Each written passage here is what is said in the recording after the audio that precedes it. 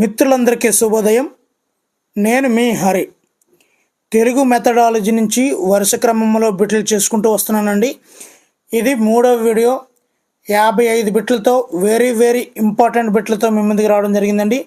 వీడియోలో ఉన్నటువంటి బిట్లు నచ్చితే తప్పనిసరిగా లైక్ చేసుకోండి. మరి ఇంకెందుకు టాపిక్లకు వెళ్ళిపోదాం.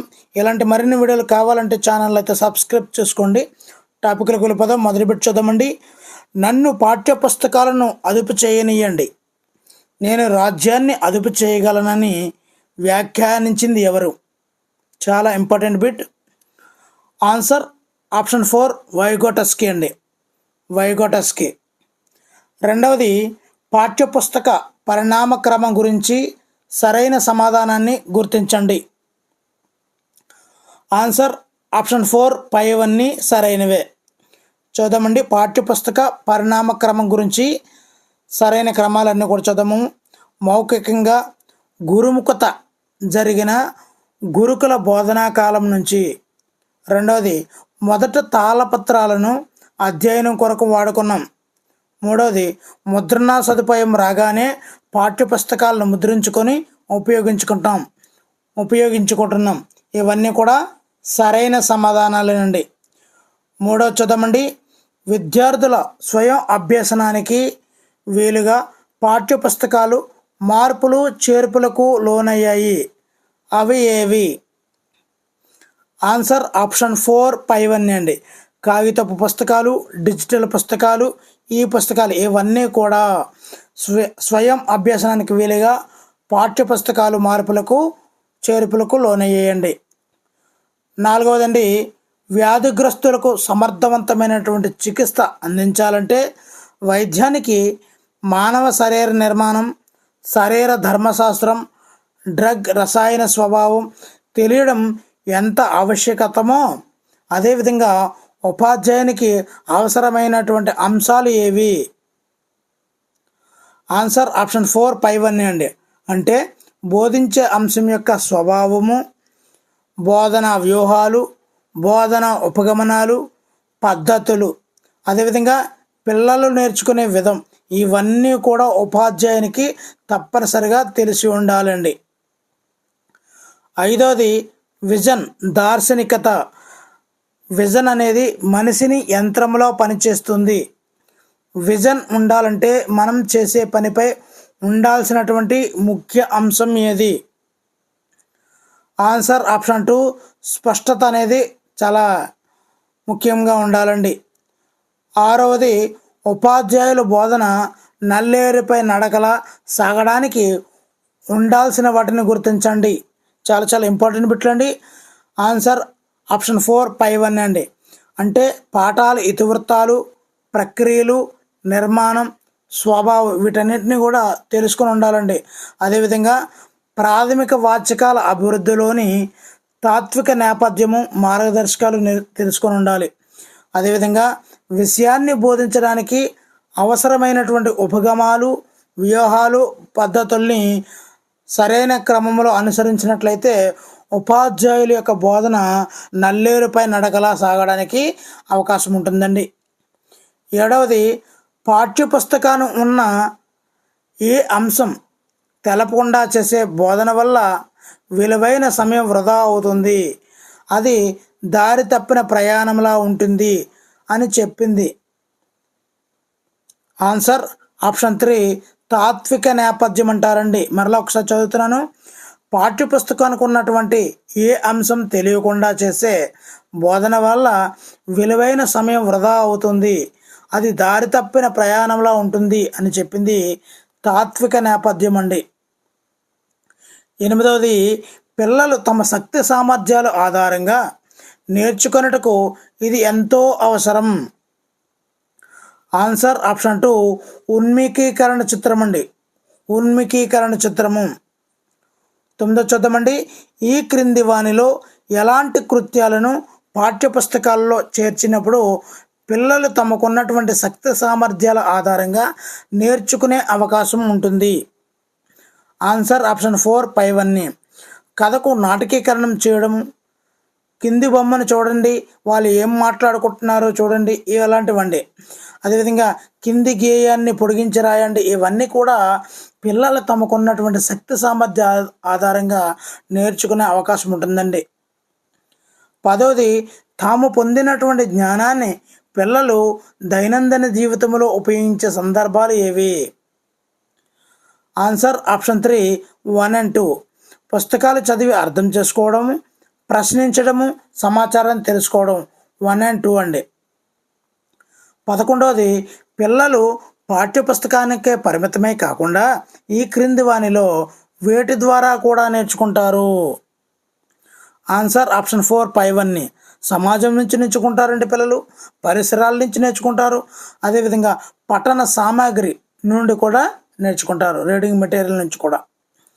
12వది, బట్టి విధానాలకు బదులుగా అర్థవంతమైన రీతిలో నేర్చుకోవడానికి పిల్లలకు ఉపయోగపడే అంశాలు ఏవి? ఆన్సర్ ఆప్షన్ 1, ప్రతిచర్యలు, కృత్యాలు, అన్వేషణలు. ఇవన్నీ కూడా అర్థవంతమైనటువంటి రీతిలో నేర్చుకోవడానికి పిల్లలకు ఉపయోగపడతాయండి. ప్రతిచర్యలు, కృత్యాలు, అన్వేషణలు. 13వ చూద్దామండి. స్థానిక కళలు, సంస్కృతి, సంప్రదాయాలను ప్రతిబింబించే భాషా రూపాలు ఏవి? ఆన్సర్ ఆప్షన్ 1 and 2 అండి. ఆప్షన్ 3 అండి, 1 and 2 అండి. కథ, గేయం, కవిత, సంభాషణ, పద్యం, లేఖ ఇవన్నీ కూడా కళలు, సంస్కృతి, సాంప్రదాయాలను ప్రతిబింబించే భాషా రూపాలండి ఇవన్నీ. 14వది, పిల్లల్ని ఆలోచింపజేసి స్వేచ్ఛగా భావ వ్యక్తీకరణకు తోడ్పడే కారకాలను గుర్తించండి. ఆన్సర్ ఆప్షన్ 2, ఉన్ముఖీకరణ చిత్రాలు, పాఠ్యాంశ చిత్రాలు ఇవ్వండి. 15వది, పిల్లల్లో సృజనాత్మకత, కాల్పనికత, భాషాభిరుచిని పెంపొందించే అభ్యాసాలు ఏవి?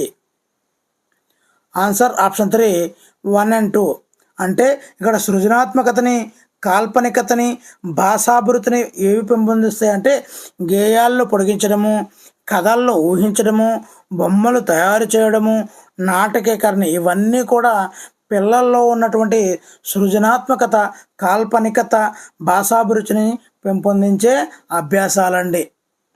16వది, భావ వ్యక్తీకరణకు, భావం గ్రహించడానికి ఉపయోగపడే సాధనం ఏది? ఆన్సర్ ఆప్షన్ 1, భాష అండి. 17వది, పాఠ్యపుస్తకాలు ఎన్ని రకాల విద్యా ప్రమాణాలు సాధించే పనిముట్టుగా ఉపయోగపడాలి? అంటే ఎన్ని రకాల విద్యా ప్రమాణాలు అనేది ఇక్కడ మనకు తెలిసి ఉండాలండి.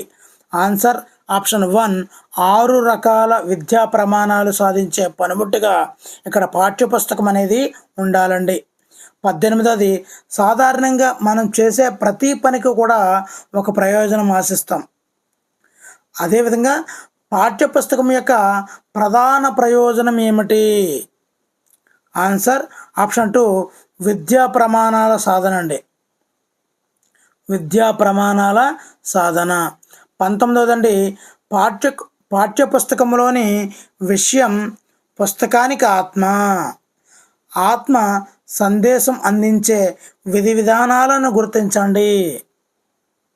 ఆన్సర్ ఆప్షన్ 1, బోధన ఉపగమాలు, పద్ధతులు. ఇవి ఆత్మ సందేశం అందించే విధి విధానాలండి. 20వది, 1వ తరగతి వాచకములో ఏ కృత్యాలను రూపొందించడం ద్వారా పిల్లలలో భాషాభివృద్ధిని పెంపొందించవచ్చును? ఆన్సర్ ఆప్షన్ 4, పైవన్నీ. అంటే తెలుగు వర్ణమాల, గుణింతాల పరిచయ పద్ధతి, ఆకర్షణీయమైనటువంటి చిత్రాలను వీటన్నిటిని రూపొందించడం ద్వారా పిల్లల్లో భాషాభివృద్ధిని 1వ తరగతి పిల్లల్లో పెంపొందించవచ్చండి. 21వది, 2వ తరగతి ముగిసే నాటికి విద్యార్థులు ఈ క్రింది వానిలో ఏ పదాలు చదవడం, రాయడం చేయగలిగేలా పాఠ్యపుస్తకాలు రూపొందించబడతాయి? ఆన్సర్ ఆప్షన్ 2, ద్విత్వాలు, సంయుక్తాక్షరాలు అండి. ఇది చాలా చాలా ఇంపార్టెంట్ బిట్ అండి. ఇప్పుడు ద్విత్వాలు, సంయుక్తాక్షరాలు ఏ తరగతి ముగిసే నాటికి వచ్చేలా పాఠ్యపుస్తకాల్లో డిజైన్ చేశారని అడుగుతుంటాడండి. ఆన్సర్ ఆప్షన్ 2, 2వ తరగతి అండి. 22వది, 3, 4, 5 తరగతులకు ఒక పాఠానికి కేటాయించిన పీరియడ్ల సంఖ్య ఎంత? ఆన్సర్ ఆప్షన్ 3 12 పీరియడ్లు అండి. 12 పీరియడ్లు. 23వది భాషా బోధన పరస్పర చర్య భాగస్వామ్యాన్ని పెంపొందించుటకు ఇతోధికంగా ఉపయోగపడే ప్రాజెక్టులు ఏవి? ఆన్సర్ ఆప్షన్ 4 పైవన్నీ. తరగతి చర్చలు, సంభాషణలు, ఉద్దేశపూర్వక విమర్శనాత్మక పఠనము, వ్యక్తిగత బృంద ప్రదర్శనలు ఇవన్నీ కూడా సరైనవేనండి. 24వది ప్రశ్నించడం, మేధోమథనం, పరంజా పఠనం, సమాచార ప్రసార సాంకేతిక శాస్త్రం, జంట సమూహ పనులు వంటి ప్రాజెక్టులు దేనిని పెంపొందించుటకు ఉపయోగపడతాయి? ఆన్సర్ ఆప్షన్ 1 భాషా బోధన పరస్పర చర్య భాగస్వామ్యం వీటిని పరిగణలోకి తీసుకుంటాయండి. 25వది అభ్యసన సహాయకుడిగా విద్యార్థులకు భవిష్యత్తును దర్శింపచేసేదెవరు? అభ్యాస సహాయకుడిగా విద్యార్థులకు భవిష్యత్తును దర్శింపచేసేది ఎవరు? ఆన్సర్ ఆప్షన్ 2 ఉపాధ్యాయుడు అండి. 26వది ఉపాధ్యాయుడు విద్యార్థి యొక్క ఏ స్వభావాలను తెలుసుకోవడం ద్వారా భాషను సమర్థవంతంగా అర్థవంతంగా అందించగలడు? ఆన్సర్ ఆప్షన్ 4 పైవన్నీ అండి. అంటే ఇక్కడ విద్యార్థి యొక్క నేపథ్యము స్థాయి, విద్యార్థి యొక్క అవసరము, విద్యార్థి యొక్క వయస్సు వీటన్నిటిని తెలుసుకోవడం ద్వారా భాషను సమర్థవంతంగా అర్థవంతంగా అందించగలుగుతాడండి ఉపాధ్యాయుడు అన్నవాడు. 27వది ఉపాధ్యాయుడు భాషా బోధన చేయాలంటే ఎలాంటి ఇతివృత్తాలను ఎంపిక చేసుకోవాలి? ఆన్సర్ ఆప్షన్ 4 పైవన్నీ.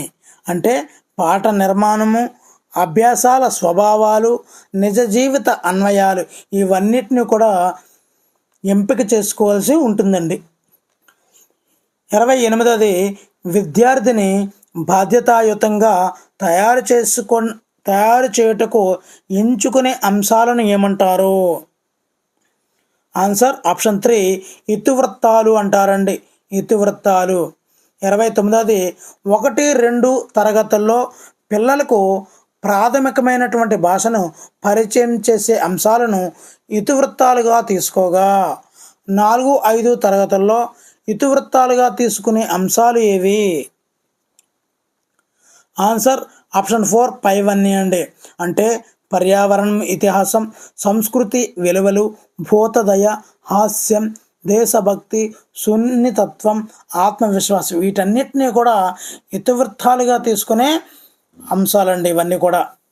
30వదండి భయ వాతావరణమును విద్యార్థుల్లో తొలగించుటకు ప్రభుత్వం ప్రతి ఏటా ఏ మాసాల్లో 45 రోజుల పాటు పాఠశాల సంసిద్ధత కార్యక్రమాలు ఏర్పాటు చేస్తుంది?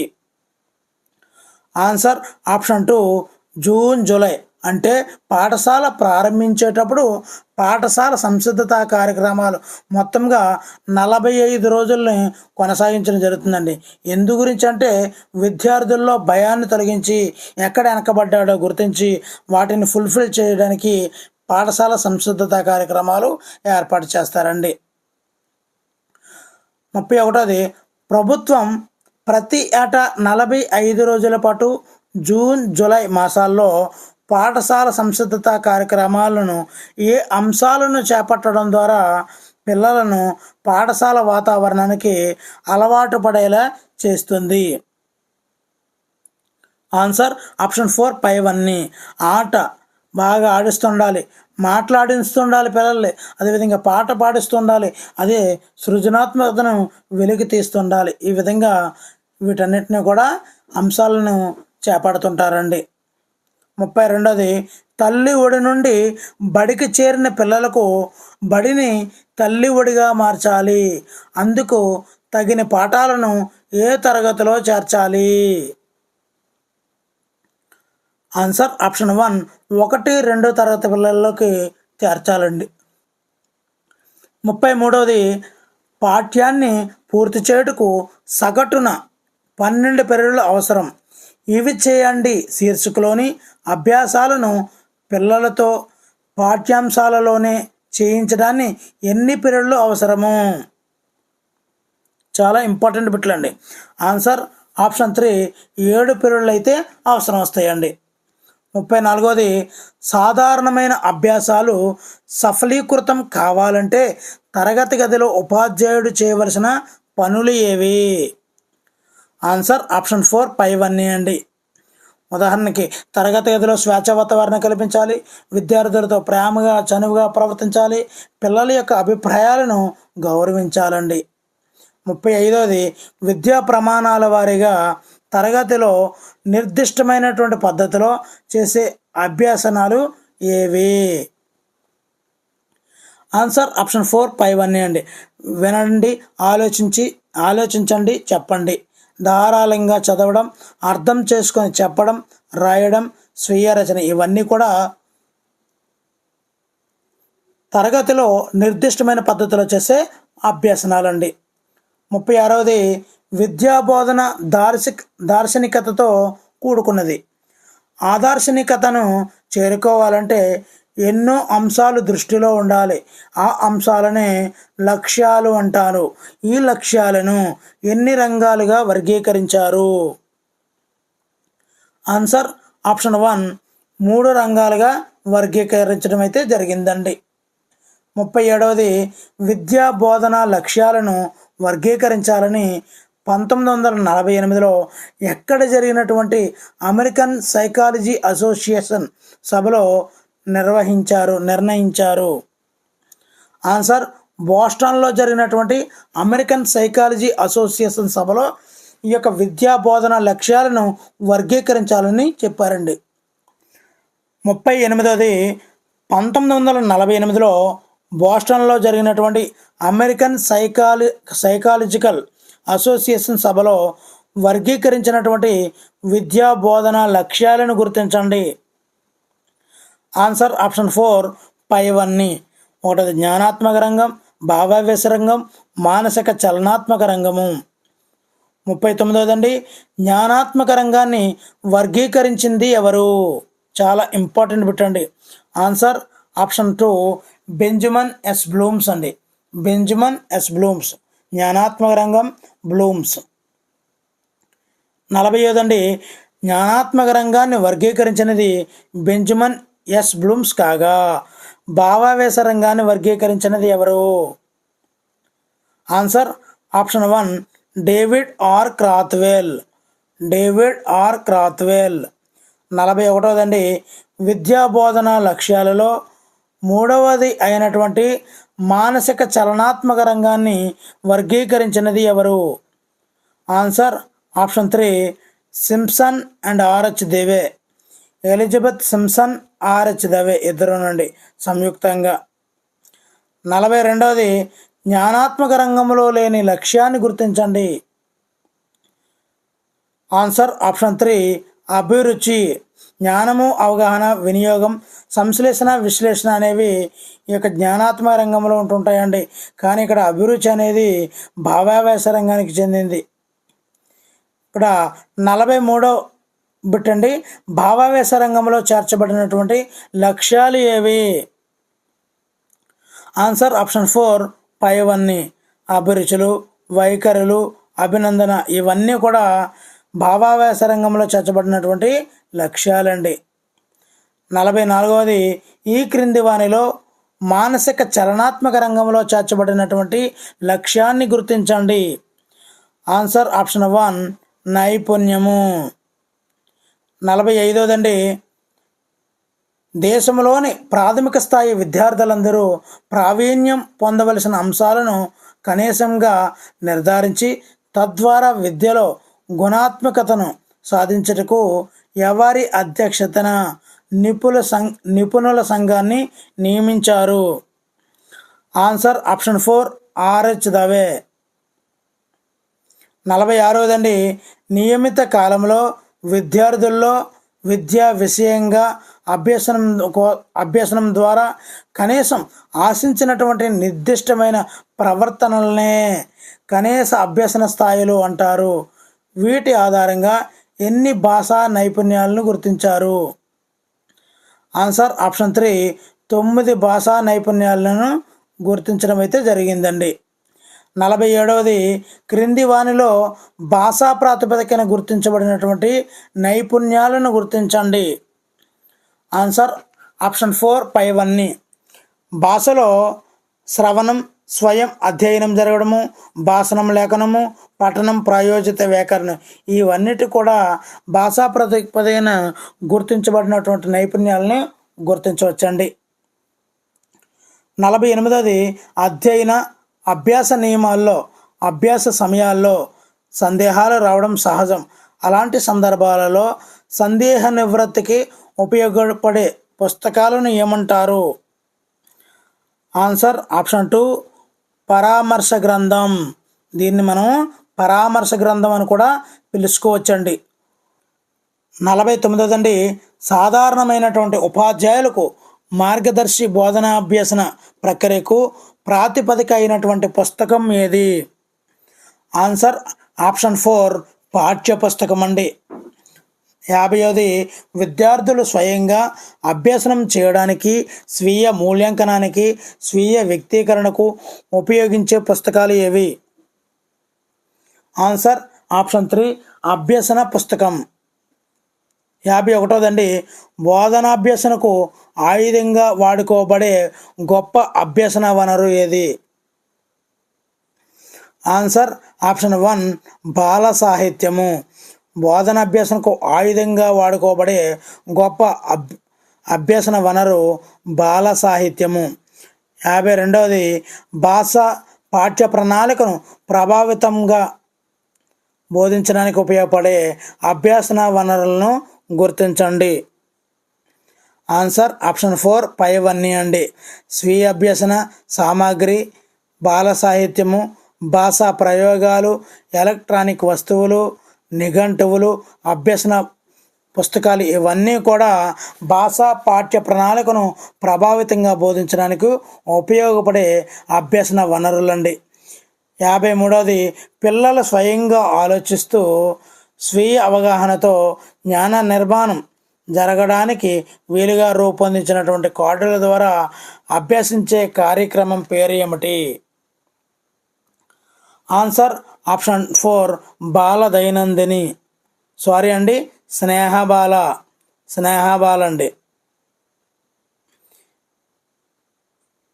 54వదండి భాషాంశాలను అభ్యసించడానికి ఉపయోగపడే అభ్యసన వనరులు, ఎలక్ట్రానిక్ వస్తువులను గుర్తించండి. ఆన్సర్ ఆప్షన్ 4 పైవన్నీ. సెల్ ఫోన్, టీవీ, కంప్యూటర్ పైవన్నీ అండి. మిత్రులందరూ కూడా చూస్తున్నారు కానీ లైక్ చేయడం లేదండి. మీరు ఇచ్చే లైక్, కామెంట్ నాకు బహుమానాలు. మీలాంటి ఎంతోమందికి వీడియో చేరి హెల్ప్ఫుల్ అవుతుంది. నాకు ఒక రకంగా ఎంతో బూస్టప్ ఇచ్చినట్టు అవుతారండి మీరు. అదేవిధంగా మీలాంటి ఎంతోమంది మిత్రులకు వీడియో చేరి చాలా హెల్ప్ఫుల్ అవుతుందండి. మరి చివరి బిట్టు చూద్దామండి. క్రింది వానిలో అభ్యసన సామాగ్రి వనరులు ఉపయోగాలను గుర్తించండి.